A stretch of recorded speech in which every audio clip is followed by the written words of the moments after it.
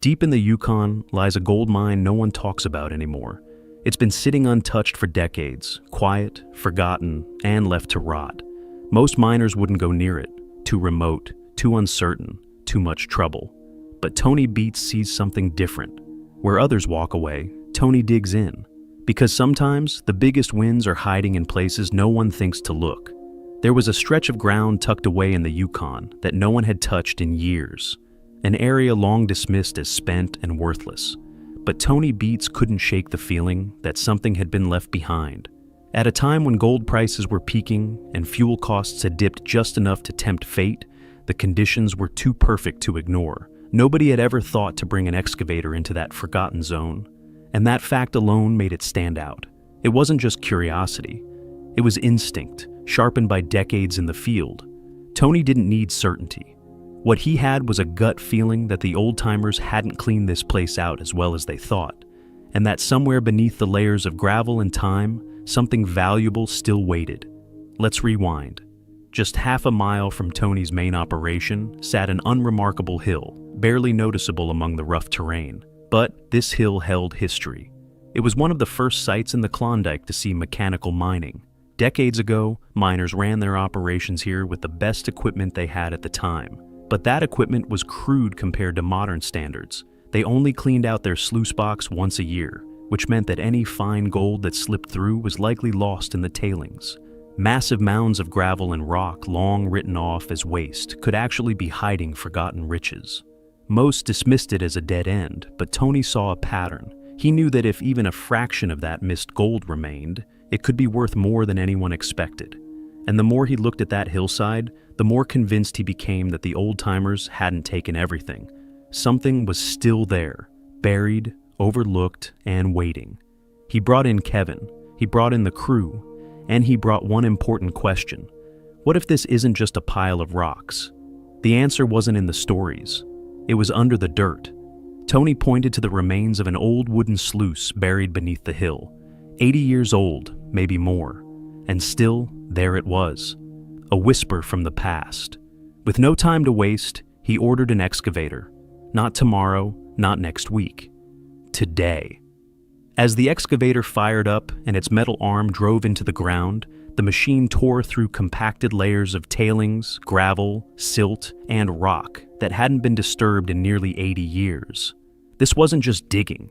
It was uncovering the decisions of men long gone, chasing a dream with tools that couldn't catch everything they sought. No one knew for sure whether this ground had been bled dry or whether it still held secrets buried deep within. They panned the first bucket cautiously, not expecting much.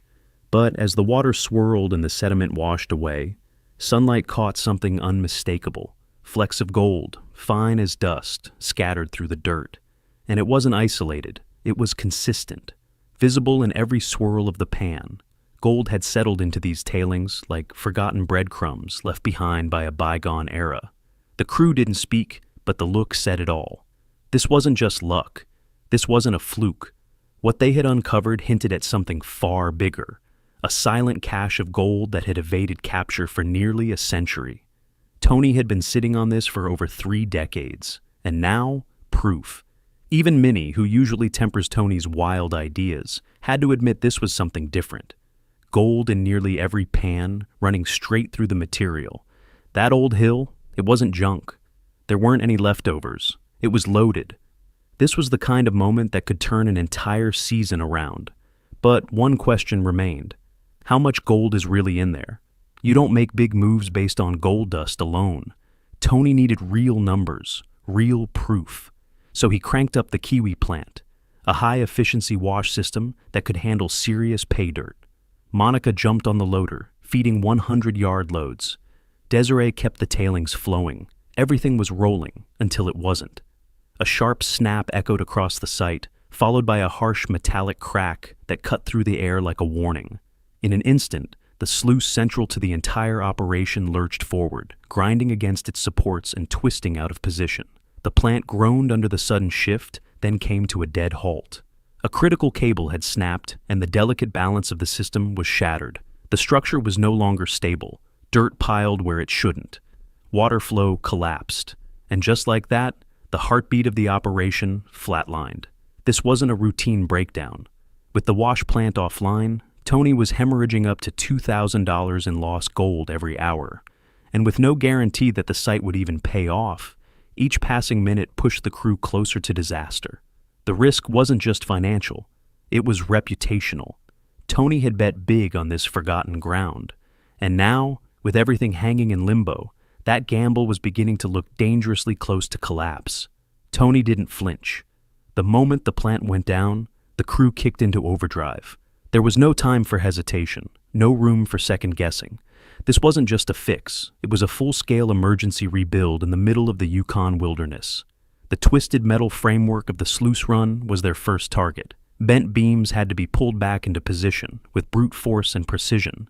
Supports that had snapped clean off were welded back into place with glowing arcs of fire. The air grew thick with the scent of scorched iron and burning oil. Sweat mixed with grime. Tools clanged, machines groaned, and still they didn't stop. One mistake and the entire structure could fail again.